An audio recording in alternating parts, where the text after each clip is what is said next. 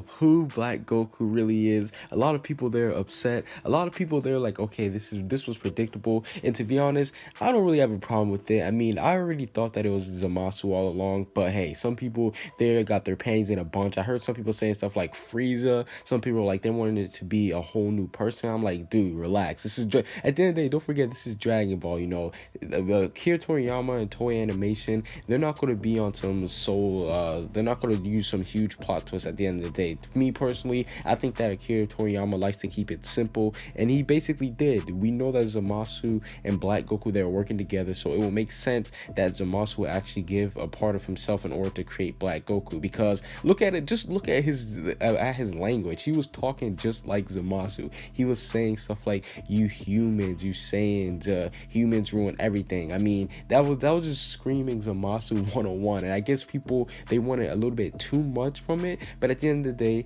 we already know that it was Zamasu all along. At least I knew it was Zamasu all along. But this episode was actually pretty good, and the one thing that I did like about it a lot, this might be a little bit sleeper for everybody else, but I love the explanation that Trunks gave to his little self. Because the young Trunks, the Trunks from our timeline, he was basically like, wait, if he destroyed the Zamasu, they should go back to normal. I read about it, and Trunks basically broke it all down. We finally figure out that it's just an alternate universe, and I actually like that a lot, because it just shows that, you know, there's different timelines for different Earths down the line. So I just like the explanation that the future Trunks gave. And the most funniest part was when Trunks was like, but I read about this in books. If you change something in the past, it'll affect the future. And then Trunks was like, you know what, this is just too complicated for you to understand. I think that was the perfect response, because there's been a whole bunch of people in the community saying, wait, but if this happened, then this should have happened, blah blah blah. And then Trunks just straight up say, you know what, it's too complicated for me to explain. Let's just leave it at that. I think that was perfect, because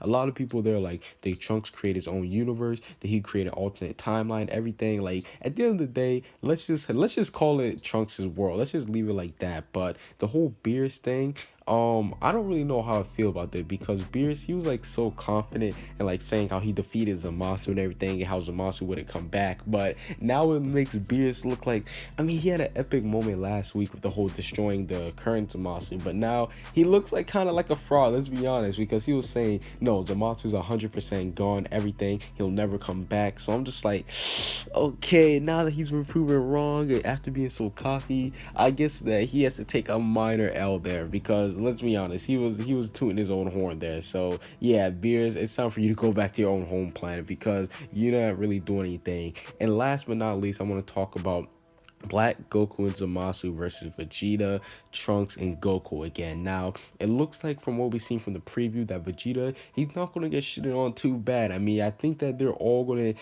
get a decent amount of fighting in. Me personally, I hope that Vegeta, if anything, I hope that Vegeta and Trunks actually fight against Black Goku, and Goku fights Zamasu. Now, for starters, I do not think that Trunks should be like doing anything that's extraordinary. I think that should be mainly Vegeta and Goku putting in work. Me personally, from what I saw from the preview, they all look like they get beat down, let's be honest. I mean, Zamasu, he throws some type of like death ball thing at him, and then they all get wrecked. So I don't really know what to expect from that, but yeah, those guys, they're in a lot of trouble, let's be honest here. But the one thing that I want to say is that Vegeta kept saying, we gotta have a plan, we gotta have a plan, we gotta have a plan. And we heard that his plan was to defeat Black Goku, but a lot of people, they've been thinking fusion, fusion. Will it happen?